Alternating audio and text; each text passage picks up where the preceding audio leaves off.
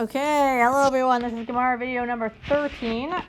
We are now switching to talk about Kriat Shma al hamitah, the extra Kriat Shma you say on your bed before you go to sleep. This is not the Kriat Shma one would say at night at Mariv. This is different. And this is going to start over here in the Gemara Daf Daled Amud Bet, right at the end of the page.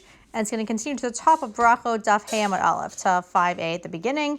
All the way to the two dots. So it's going to talk a little bit about Kriat Shma al hamitah and about who basically has to say it and who does not have to say it.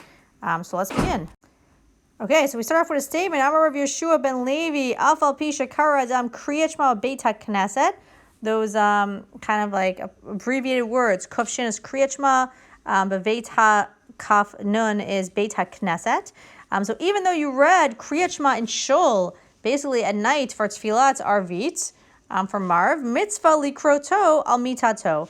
There's also a mitzvah to read it on your bed. There's a mitzvah for you to read it on your bed that night. Okay, so let's kind of see what that's saying. We can put a period over there. And now we're going to get a question. So Amar Rav Yossi, my kra.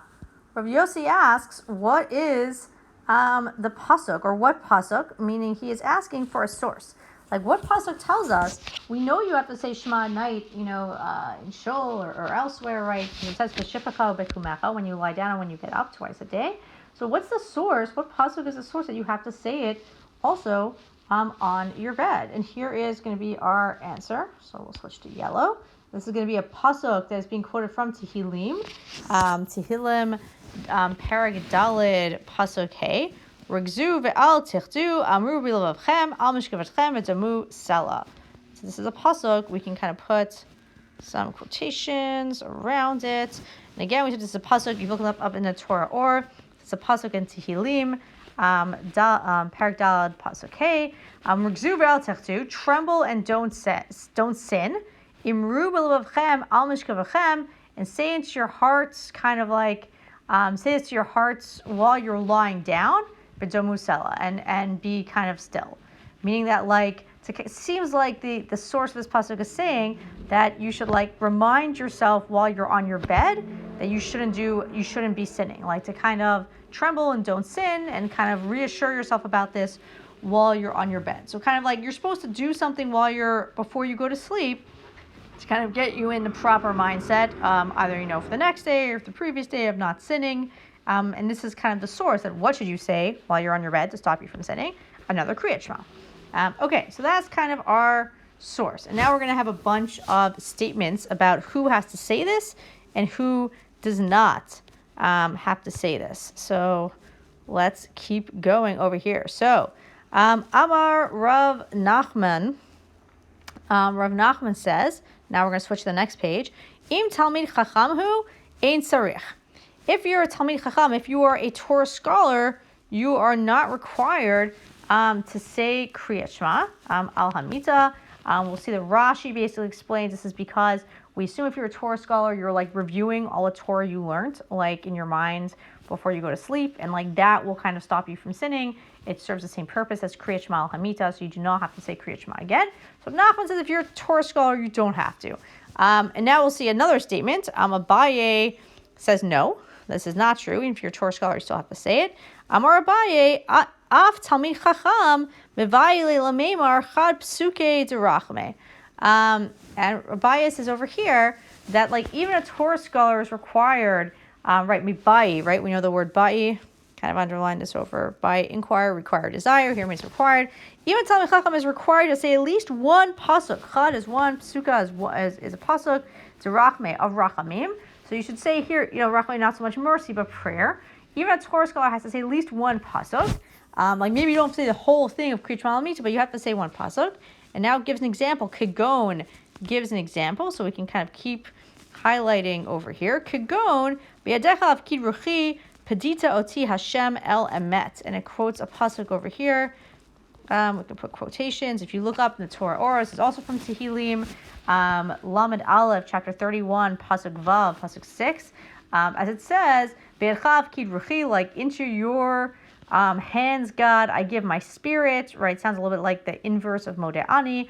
Pedita oti Hashem elamet, and you Hashem are the God of truth, like please redeem me. So meaning like Abaye is saying a Talmid Chacham still has to say it, but he can say like the shorter version, like he or she like Talmid Chachama like only has to really say like an abbreviated version, at least one pasuk of kind of asking for rachamim, a prayer before they go to sleep, and that's that.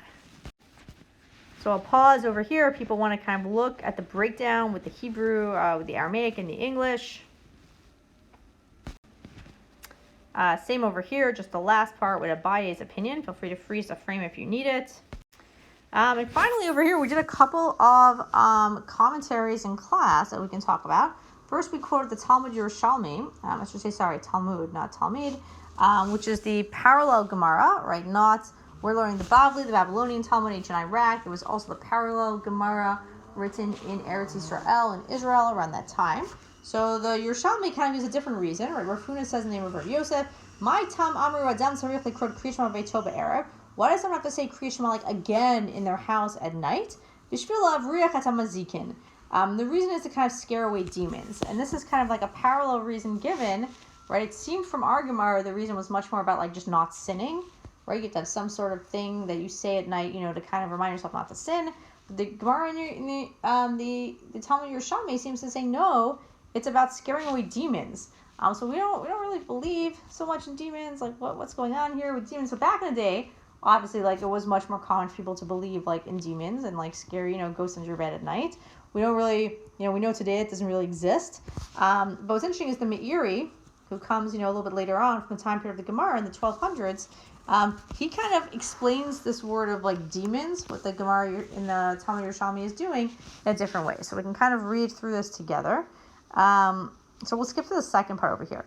Batam Kriat, or here, we'll read the beginning part, right? He says over here, really, we'll summarize the first paragraph. He says, even though you said Shema in shul, there's an additional mitzvah to say it kind of on your bed. But he says, right, don't do it the way fools do it, where you uncover your head and you like kind of just skip over it, but you really should say it in a serious way, even though it's Kriat Shma hamitah, fine. What's the reason for this? V'tam kriyazo pirshu b'talmud hamaharav lavrich et hamazikin, right? The explanation for the second reading is explaining the Yerushalmi as to keep away the demons, right? Ubiuro et sleep. But here's his explanation of it. My explanation of this in his words, right? Ubiuro et sleep hamazikin hayeduim. Vehem adeot hakozvim, v'hizkikuhu b'itot hafnai, li'achet Hashem shelo yeteh be'emunot hashonot, v'kishikre al kavana hariyua tiyeh mitato b'tucha behem. Okay, so what's he saying over here? What are mazikin? What are demons? They're not like scary ghosts under your bed.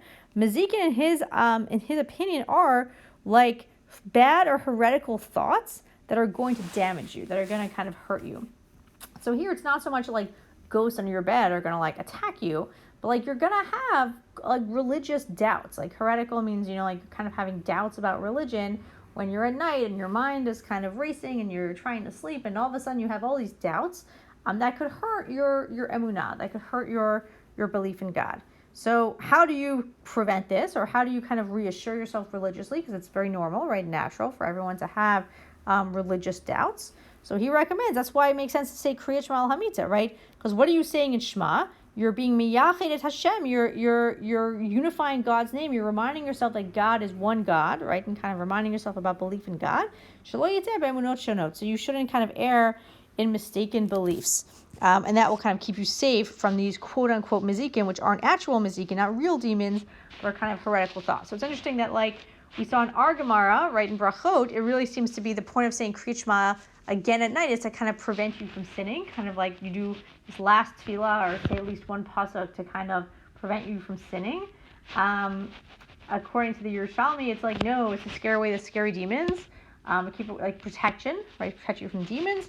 And the Meiri views it, no, it's really not about like ghosts under your bed, but it's much more about, or God protecting you, but it's much more about kind of reassuring yourself religiously, that kind of getting in the right frame of mind. You might be having doubts at night that like God exists, God is one, and kind of maybe Kriat Shma hopefully would be something that could help you with that.